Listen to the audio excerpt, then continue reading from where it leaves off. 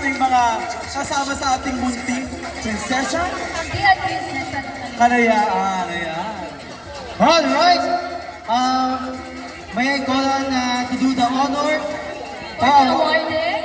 Mr. Consul Roger Stickland Jr. and our Honorable Nathaniel Imperial. Ambassador Nathaniel Imperial.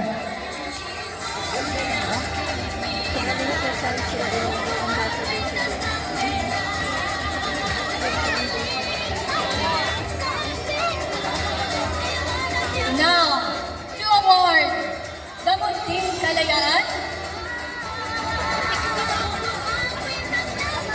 Sino kaya ang mga mananalo ngayon? Excited na ba kayo malaman? Yes, of course. The winner for Munting Kalayaan will receive 50 euro cash and a gift from our committee led by Miss Jessie Ayers. A sash and a crown. Yes. Are you ready? Now, Zara, please do the honor and announce the winner. Our Munting Kalayaan 2004 is no other than Munting Kalayaan number. Sino pambato nyo? Number. 1, 2, 3. Munting Kalayaan number 3. Number 3! Woo! She's very jolly as well. Jolly na, Jolly. Congratulations! So you have a gift and a sash. Napaka-cute! May future ang batang to, grabe. Napaka-bibo. Harap tayo for picture taking. Dito po tayo sa may gitna. Ayan.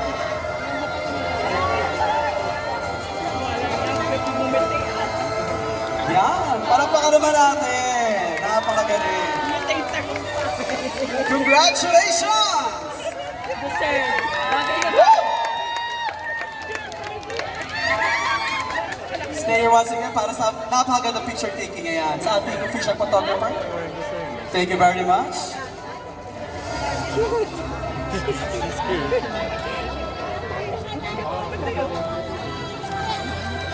Alright, let's move on. For the Prinsesa ng Kalayaan 2024. Prinsesa ng Kalayaan 2024 will receive 50 euro cash, a crown, and a sash.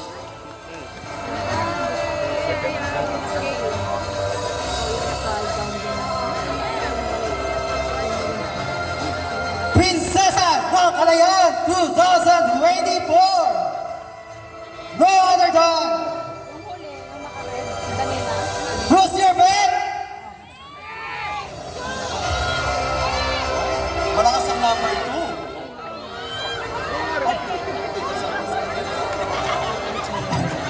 Sorry baby. Ayan. Alright.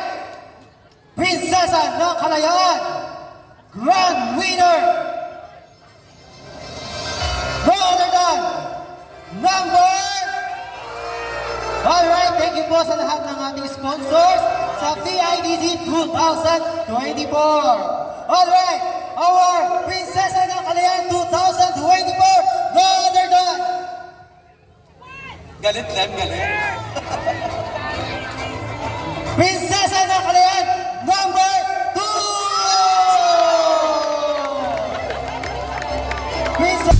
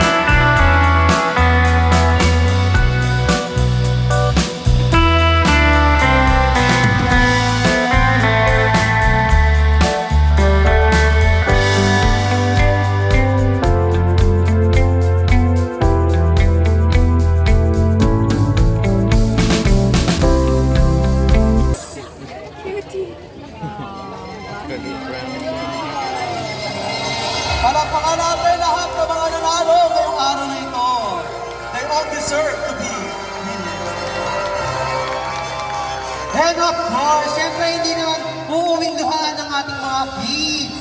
Dahil makaka-receive sila ng staff toy. The awarded line is Rhea Lee. Ayan. Lahat kayo makaka-receive ng staff toy. Maraming salamat. Once again, congratulations sa ating mga winner.